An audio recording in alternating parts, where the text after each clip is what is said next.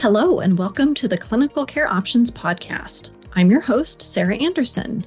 In episode 2 of this 3-episode series, we hear from Dr. Stuart Gordon from Henry Ford Health Center and Wayne State University in Detroit, Michigan, regarding 2 key PBC studies presented at AASLD 2023. The studies include a late-breaking study of a PPAR-delta agonist and a study that explored race as it relates to presentation and diagnosis of PBC. To follow along with the accompanying commentary, please visit the link in the show notes for this episode. Now, let's get started and hear Dr. Gordon discuss key studies on PBC from AASLD 2023. For over 2 decades, the only therapy for PBC consisted of ursotherapy, weight-based ursodeoxycholic acid. In 2016, a second-line agent, a farnesenoid X receptor agonist, obeticholic acid, was approved for the treatment of URSO or UDCA non-responders, defined as a serum alkaline phosphatase value more than 1.67 times the upper limits of normal.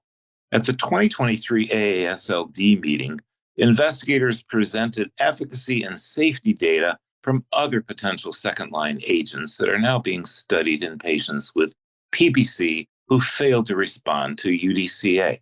One of these studies was a study of oral seladelpar, a PPAR-delta agonist, and I will be reviewing that study here.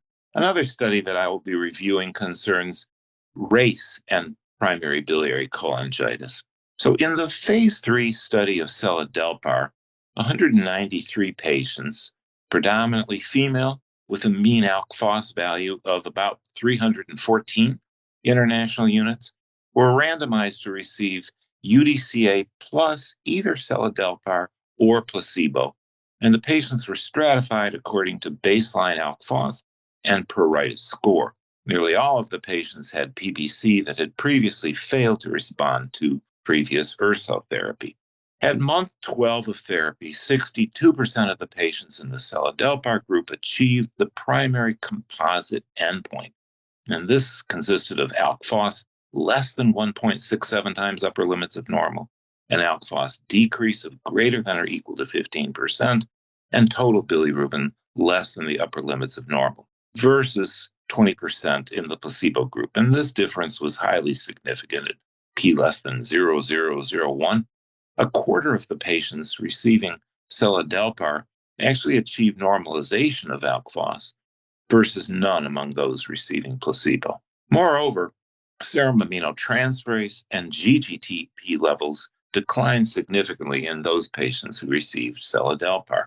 Investigators also looked at pruritus, a cardinal symptom of PBC, using the validated NRS, or numerical rating scale, an itch score, and this is a reliable measure of pruritus. Swift improvement occurred in pruritus, which was a key secondary endpoint. And this improvement began early on in those patients receiving seladelpar, and at month 6, these itch scores dropped markedly in those patients receiving seladelpar compared to those who received placebo, again highly significant.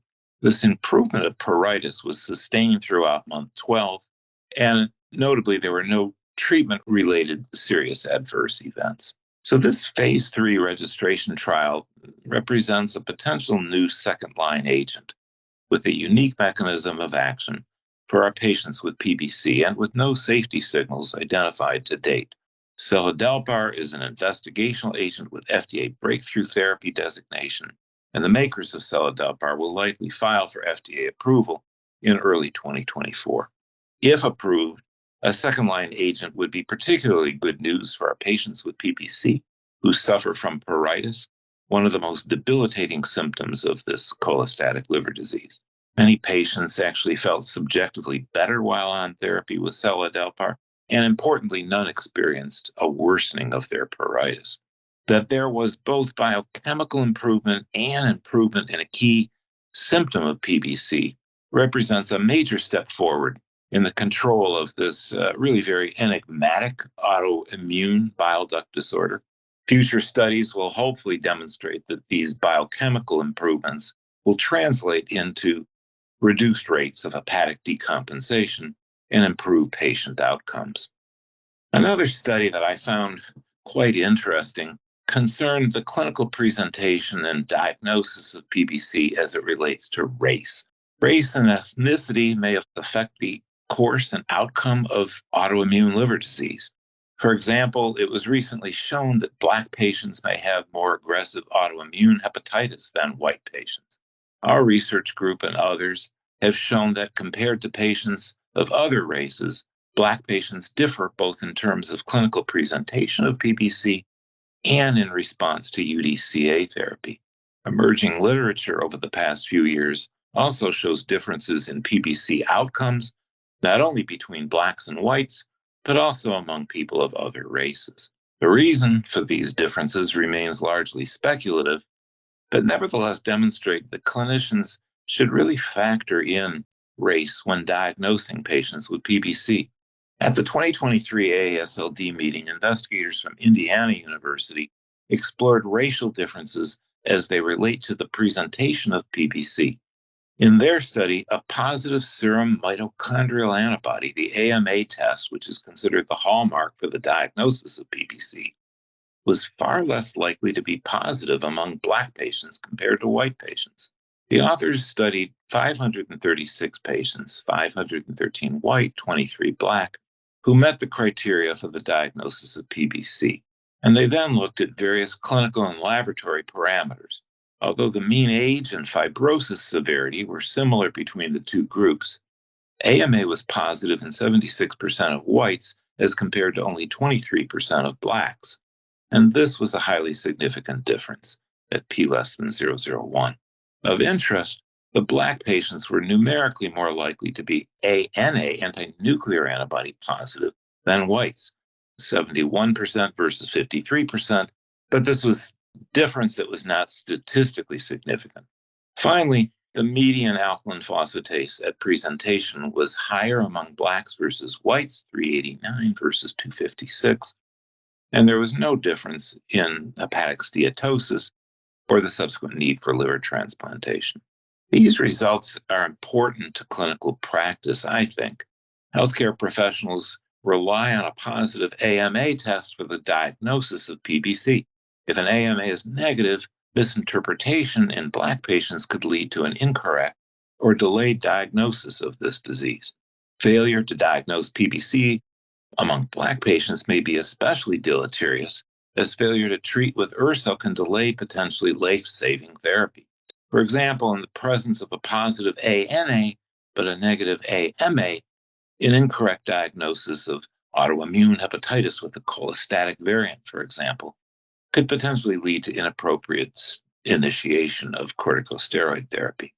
To me, this study of racial differences in PBC presentation and diagnosis highlights the need for providers to be especially suspicious, perhaps prompting the need for liver biopsy among Black patients with atypical PBC presentations.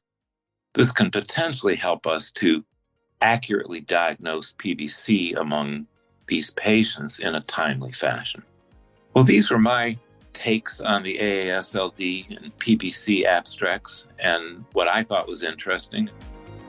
I'd like to thank Dr. Gordon for that excellent discussion, and thank you to our listeners for joining in. As a reminder, to view the commentary for this podcast and the full program on CCO independent conference coverage, updates in primary biliary cholangitis from AASLD 2023 on the Clinical Care Options website, click on the links in the show notes for this episode. And please be sure to check back regularly for more episodes on important liver-related topics. Thank you.